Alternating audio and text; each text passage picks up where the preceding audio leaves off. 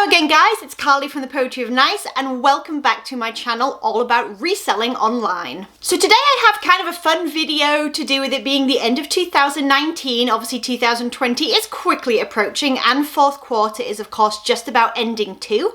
So I figured I would take a look at my analytics on Poshmark and I would do some kind of like roundup information to give you guys some ideas of how my sales went this whole past year basically of 2019. I know that I personally find this kind of information super useful when other people on YouTube and Instagram share it. Gives me a good idea of what I should be picking up and what I should be leaving behind, and just overall I like to see what other people's business models are and how they're faring, you know, just for interest's sake. And so I figured it was my turn to share as well. So in this particular video I'm going to be talking about my top 10 most frequently sold brands on Poshmark this year. Just to be clear, these are not my biggest profit margins, my biggest profit makers in terms of brand. That will be a separate video that will be on its way so I can share with you which brands I make the most profit from. This video is going to be about the brands that I have sold the most of throughout the year on the Posh app. So what I'm going to do is give you those top 10. I'm going to go from number 1 all the way down to number 10 obviously, and then I'm going to give you an honorable mention as well, which may surprise you at the end of the video. So I have my trusty notes right here so I know exactly what I'm talking about, and what I'll let you know is that I actually pulled all of my like Poshmark sales report. Now this was done on December the 7th, so there's a couple of weeks missing for the end of the year. Just please bear that in mind. However, this is a lot of data still that I got to go through, and I feel pretty confident in the brands that are named here, sort of anecdotally how I feel that those brands sell, so I definitely feel like it's worthwhile sharing even if a couple of weeks kind of chopped off at the end of the year. So as of that date, December the 7th, 2019, I had sold 623 items, like individual items on the Poshmark app. So my number 1 best-selling brand in terms of frequency was J.Crew. This also includes J.Crew Factory, it's just J.Crew as a whole. And what I'm going to do is I'm going to talk about each brand just ever so slightly. Some of the lines will have more than one brand because they were even Stevens when I pulled all of that data. And I'll just let you know some of the very brief parameters that I have when picking up those items, just in case that helps you when you're shopping for that brand too. So back to J.Crew. When it comes to J.Crew, I love to look for the more kind of contemporary pieces. So like that black label, that classic kind of black label tends to be some of their newer items, whereas the sort of beige label or the green label tends to be a little bit older. However, if it's a very classic style, I'll definitely still consider it. I also look for fabric content. If you're going to have a cashmere or a wool or a mohair or a silk, those are things I'm going to pay attention to a little bit more. I also really like J.Crew career wear, so like black sheath dresses, navy blue wool dresses, all of those kind of things I find do very well as well. And then I also really like the loud novelty prints. If you can find one of the really fun novelty prints from J.Crew, oftentimes they have people actively looking for those, and so they can often be a very good pickup. Please bear in mind as well that with J.Crew, when you go to the little tag inside that has the fabric content, you can actually find a style number, and usually you can Google that. I use Google first, and then if I can't find anything specifically, maybe the item's a little bit too old, to bring up the actual name and like the stock photos to give me an idea a bit more about the piece. You can go into eBay or Poshmark and sometimes just write J.Crew and that style number, and sometimes somebody else has done that hard work for you and you can find out a little bit more information about the piece that you have then as well from them. And that's also going to help you when it comes to pricing and comps, because you can see what that very specific piece has sold for recently. Okay, item number 2 is something that I constantly mention on my channel as a bread and butter, and I know a lot of people tend to leave it behind, not everybody, because it tends to have an older audience. However, on Poshmark, I find that it sells just fine. Herein is the evidence that it is number 2 on my most frequently sold brands, and it is Talbots. So when it comes to Talbots, I do like the newer pieces. Again, I have that kind of like black and white tag, more contemporary looking. And I do like a good fabric content as well. I also like plus size when it comes to Talbots. So sort of 1X and above I find tends to sell a little bit better. And again, a good novelty print. They have some really fun prints sometimes with Talbots, like birds and polka dots and all kinds of cool stuff. And I do tend to find that those have a little bit more action early on when I first list them. Brand number 3 was Torrid. So Torrid, if you're not familiar, is a mall brand. It is usually a plus size mall brand, although I do think they go down to like maybe a medium large now. They do have vanity sizing, so you're going to want to go onto their website and look at their size chart when you pick up a piece. A size 1, for instance, in Torrid actually equates to a 1X, but that size chart is going to help you when you're providing the information to your buyers in your listing. They also have some really fun collaboration lines, like a Disney line that they have, and some of those pieces can really go for quite a lot of money. I think I've sold an Ariel, as in Little Mermaid cardigan, for a good $40 pre-owned, just because it was a plus size and it was a piece that a lot of people really enjoyed but was no longer available in store. Okay, brand number 4 is Free People, and I'm just going to go ahead and throw in there too that brand number 5 is actually Anthropologie. So we have Free People and then Anthropologie. So actually Free People and Anthropologie, and actually Urban Outfitters as well, are all under the same umbrella in terms of like branding. You can always identify one of these pieces from its RN number found on the little inside tag where you'd find your fabric content. That would be 66170, and that's going to mean that these pieces belongs to one of those brands: Free People, Anthropologie, or Urban Outfitters. So these brands, even though they rank 3 and 4 for me, are super hit or miss. I'm gonna be really honest with that. I know a lot of people get really excited over finding them. I still get really excited over finding them. And they have a lot of sort of like little umbrellas under each one. So Free People will have like We the Free, Free People Beach, Intimately Free People, all kinds of different things. And Anthropologie has all kinds of different brands underneath them. So Anthropologie isn't usually what you would see on the tag. Usually it's one of its many brands that are featured in store. Same with Urban Outfitters. My best advice to you would be go on Pinterest or just Google it and find sort of like a little database that someone has put together, or go to the brand website themselves and you'll see the different brands that they're carrying currently.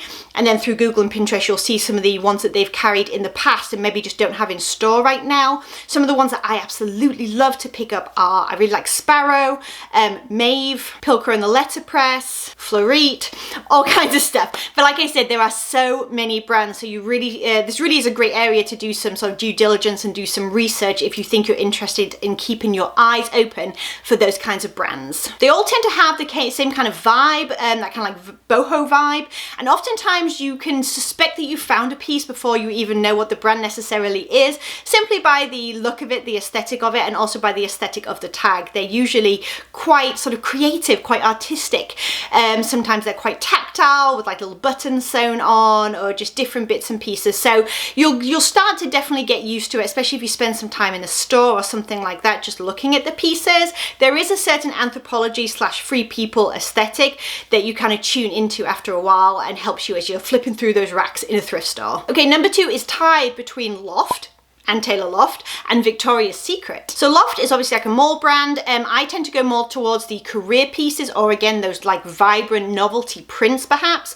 Occasionally I will overlook that for a good fabric content, but the very simple pieces, like maybe just a plain white or black cami or tank, I probably wouldn't go for necessarily unless it was filler bag and it cost me absolutely nothing. I actually shied away from picking up like Loft and Ann Taylor pants and things like that, like the trousers and stuff a while ago. I just picked up so many thinking I was going to do really well with this career wear basic, and it took forever for me to move them. In fact, some of them still haven't moved, and here we are like 2 years later.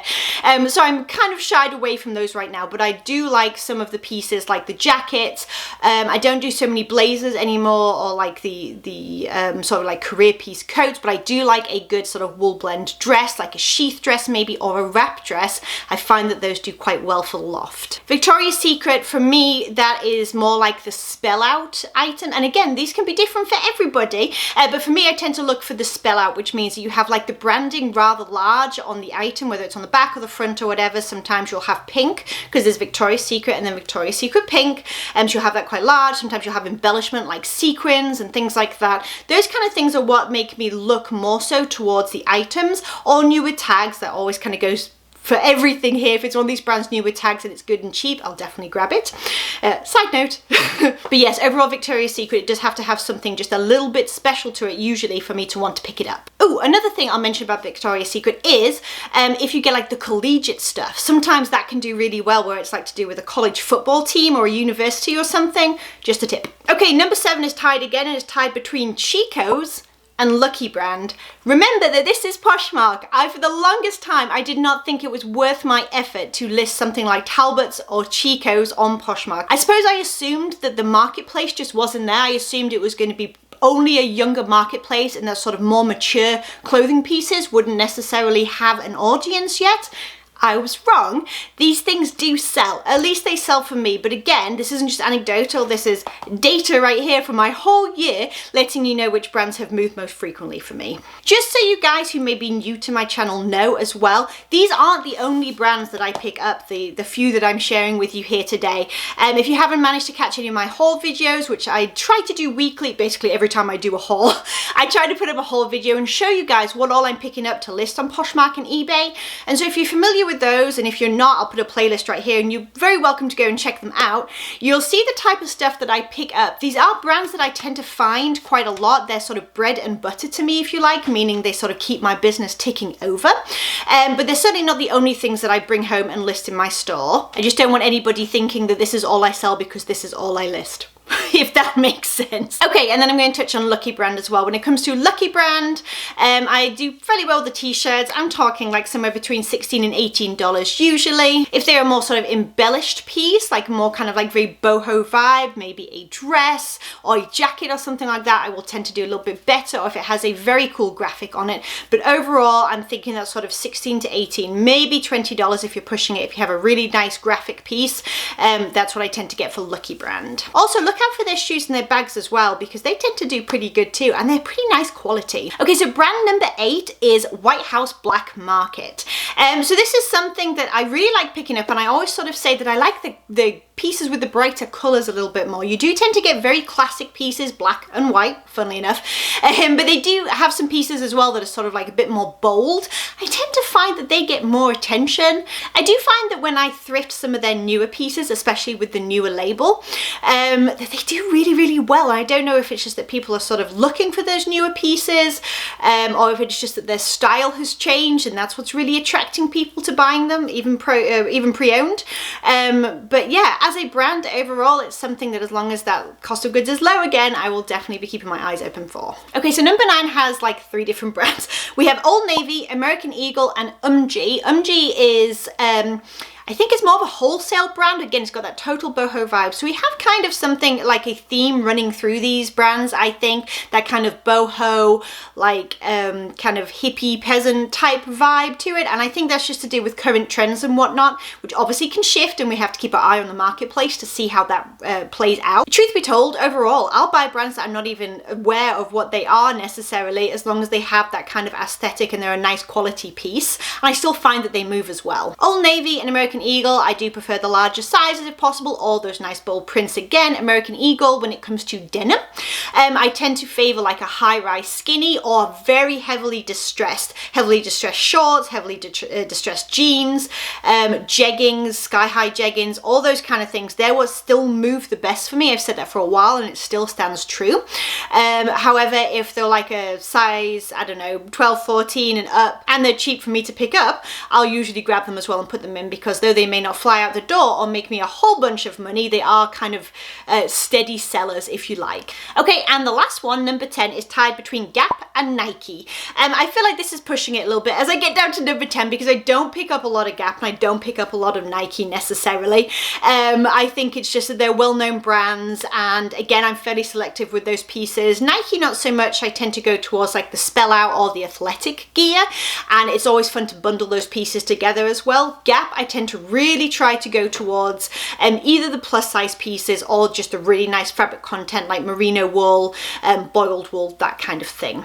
Okay, and now is the moment that I'm going to give you my wild card, as it were, and I didn't want to include it in the list for one reason. So my actual number 1 seller above J.Crew that I had at number 1 in terms of how many pieces I've sold under this brand category on the Poshmark drop down menu is vintage. I'll tell you why I didn't include it first of all, because that isn't a brand.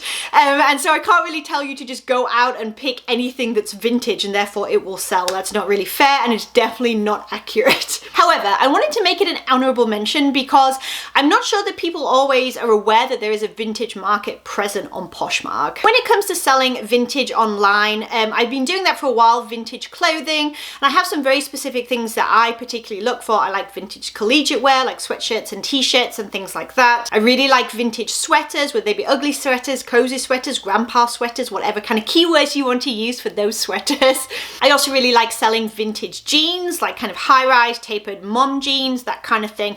There is so much that go into this category, and there's so much that I could tell you in terms of which vintage to pick over, say, other vintage, because not everything sells the same. It so depends on style, it so depends on what the market is demanding at the time, it depends on the condition, it depends on the sizing, but what I don't think it depends on wholeheartedly is the brand of vintage item. Anyway, that's kind of a whole Pandora's box of selling vintage on Poshmark that this video isn't about, but I did want to mention it because I think it's relevant and I really enjoy selling vintage items on Poshmark. So if you're interested, I would definitely encourage you to look into that too. All right, and so that was my top 10 most frequently sold brands on Poshmark in 2019. I hope that that was useful to somebody out there. Please do think about popping down in the comments and let me know what your most frequently sold brand is. I'm always interested to find this out because it tends to differ from person to person. We can come on here and we can sort of share what sells for us, even when we have evidence and data and things like that in order to do so. But at the end of the day, a lot of it depends on the audience that you've built and the aesthetic of your closet. And sometimes it really just depends on the type of items that you find in that brand. I can find a Free People shirt, but if it's out of style or it's a small size or just nobody's really looking for it, usually it will sit for a really long time. Whereas for somebody else, they may find a Free People piece or even the same Free People piece and it's just the right time for them, it's just right for their closet and it flies off the shelf. It's just kind of the nature of the beast.